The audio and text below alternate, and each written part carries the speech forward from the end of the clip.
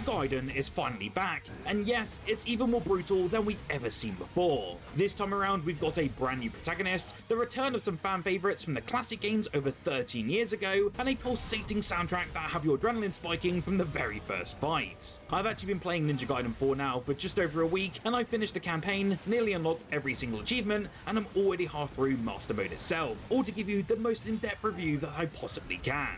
Now, I will be honest with you, I'm still relatively new to the Ninja Gaiden franchise, but I've spent years mastering the likes of Devil May Cry, so this was really a chance to see if I can handle the signature difficulty that all of you hardcore fans love so very much. So the real question is though, does Ninja Gaiden 4 truly master all of the arts, or does it fall into purgatory and earn itself a D rank?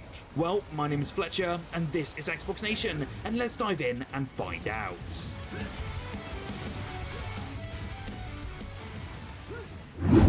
Let's talk about the story, and don't worry, I'm keeping this part as spoiler-free as possible. There are quite a few surprise twists throughout Ninja Gaiden 4, and honestly, they do hit more often than not. For the first time in this series, we've got a brand new protagonist named Yakumo, who's a member of the Blood Raven clan, and as you might have guessed, they are rivals to the legendary Hayabusa clan.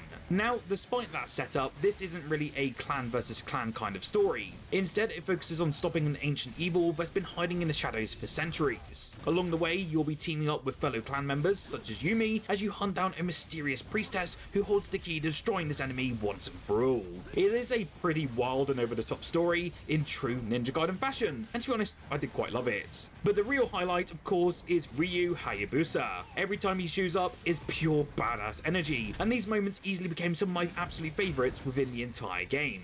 That said, I do wish that the story leaned a bit more toward Ryu overall. I get that Platinum Games wanted to take things in a brand new direction and give Yakumo his own emotional arc, but let's be real, Ninja Gaiden is kind of built around Ryu himself. He really is the DNA of the entire franchise, and I think a lot of long-time fans might feel a bit torn about this brand new focus. That's not to say it's bad, but it's far from great. The story works, and Yakumo is actually a pretty decent character in his own right, but there's definitely going to be a split in how fans react to this brand new spotlight.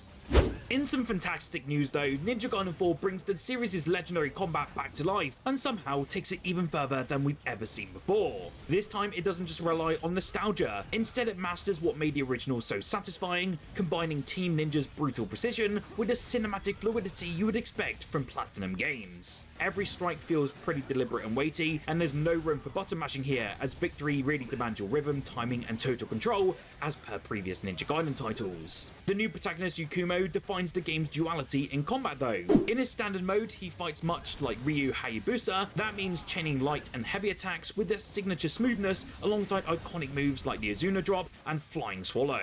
Then you have the Blood Raven mode, and this is where things get pretty wild. With a tap of the left trigger, Yakumo channels blood magic to morph his weapon into a deadly new form, like a crimson katana to a spinning spear.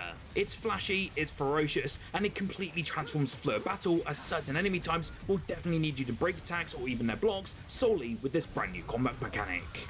At the core of it all though lies the Bloodbind ninjutsu system. It fuels your Blood Raven abilities and encourages constant risk taking. The more aggressive that you play, the stronger you become, but one mistake will cost you everything. Skilled players can even chain weapon forms mid-combo, finishing with devastating blows that define the rhythm of every single fight. As I did mention though, Ryu does return. His missions bring a heavier and more methodical combat style that perfectly contrasts Yakumo's fluidity. It's a respectful nod to the series' roots and does add actually some genuine replay value. However, I was kind of disappointed how little you get to experience of Ryu throughout the entire game.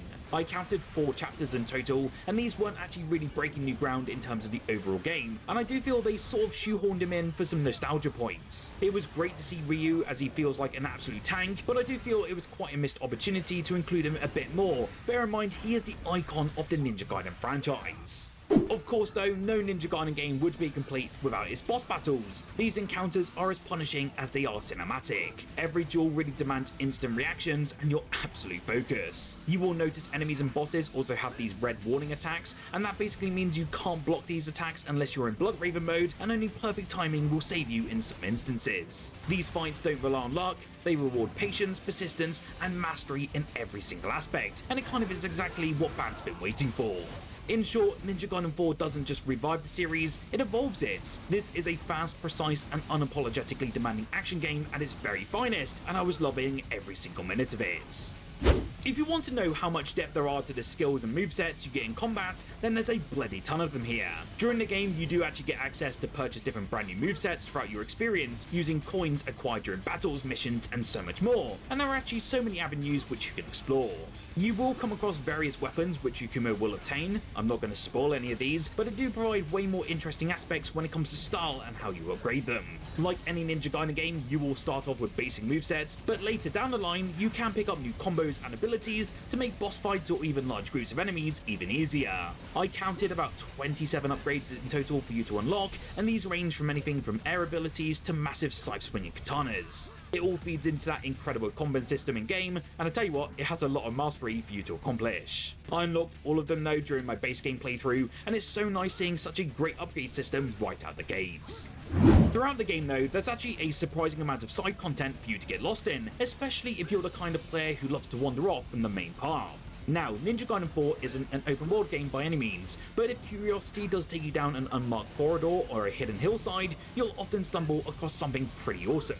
One standout example is the Purgatory Trials. These are actually special challenges that let you gamble a portion of your health to take on increasingly difficult stages. The bigger the risk, the greater the reward of course, but that also means tougher enemies and higher stakes. It is a clever mechanic that adds a nice layer of optional challenge to the main story without feeling forced or shoehorned down that route. It's there if you want it, and completely skippable if you don't want to experience it.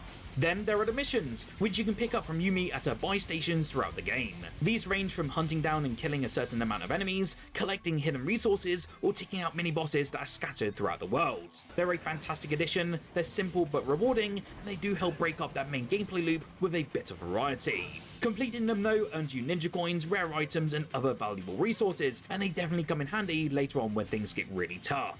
Once you've beaten the main story though, Master Ninja Mode unlocks, and trust me, this is pure insanity. The difficulty skyrockets, and only the most dedicated players will stand a chance here. It's brutal, but it's also a perfect nod to longtime fans who especially crave that old school Ninja Gaiden challenge, and I do have to say, is bloody insane. You'll then also unlock a chapter select mode, letting you revisit any part of the game, and even better, Ryu Hayabusa does become playable.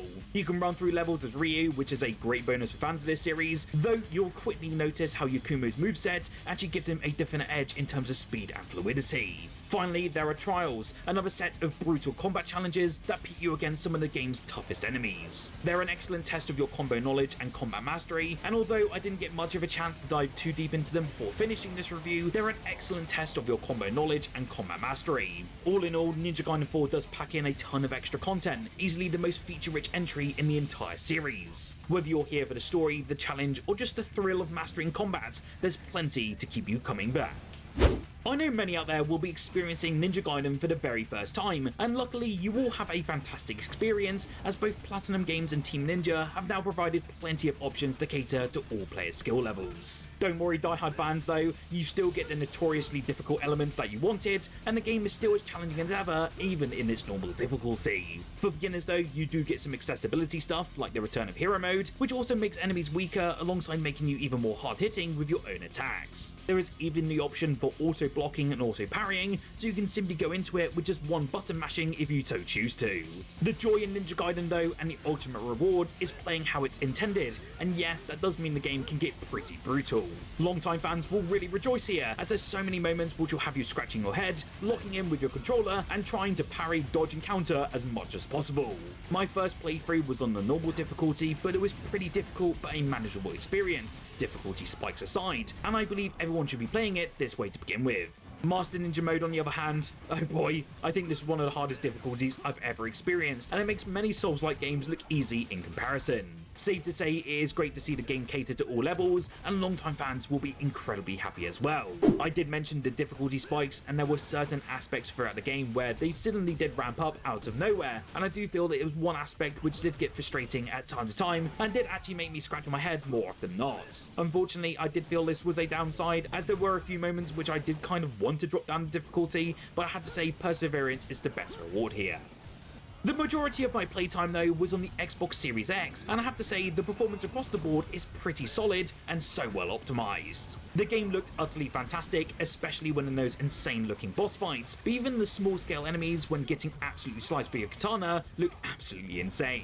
With it being a game that was primarily made by Platinum, you know it is a game of fast-paced fighting and reflexes, so of course the game definitely needed to be well optimized and performant to make it overall great. Well, in some good news, you do get so many options to choose from depending on your Xbox console. So on the Xbox Series X, you get 3 toggles: a frame rate priority mode, this one's aiming for 60 FPS at 4K output, but it does render about 900 to 1000p. Then you have the graphics priority mode, and this one aims for 30 FPS, 4K output, and renders around 1440p. Then finally, you have a 120 FPS mode, and this targets obviously 120 FPS, a 1080p output, but unfortunately renders at a measly 720p. Personally, I actually went for the frame rate priority, as you still get that crisp image quality, and it looks fantastic in motion at that 60 FPS. These sorts of games though really are built around high frame rates, so I either recommend that frame rate mode or the 120 FPS if you can deal with that sort of awful graphics rendering. For me, Ninja Gaiden 4 really is a fantastic revival for this series, and after 13 long years of waiting, I really do feel this is the perfect game for both newcomers and series veterans. Even though I do think some may be disappointed with the lack of Ryu, because he is really a symbol of Ninja Gaiden, I feel many will actually be incredibly happy though with Yukumo, as he's no slouch when it comes to gameplay variety and the aspects that he does bring to the table. The combat in this game is bloody, fast-paced, and quite frankly, some of the best gameplay that I've seen within this genre, and it's a credit to Platinum Games and what they can honestly achieve when all goes right. I think you will have a fantastic time with this one, and honestly, the amount of content you get right out of this package is pretty special as well. I cannot wait to dive into the DLC, which is also confirmed for 2026, and I'm hoping I can finish my own Master Ninja playthrough very, very soon. So, are you going to play Ninja Gaiden 4? You'll have to let me know in the comments below. Do smash that like button if you enjoyed this review, and subscribe for more Xbox content like this every single day.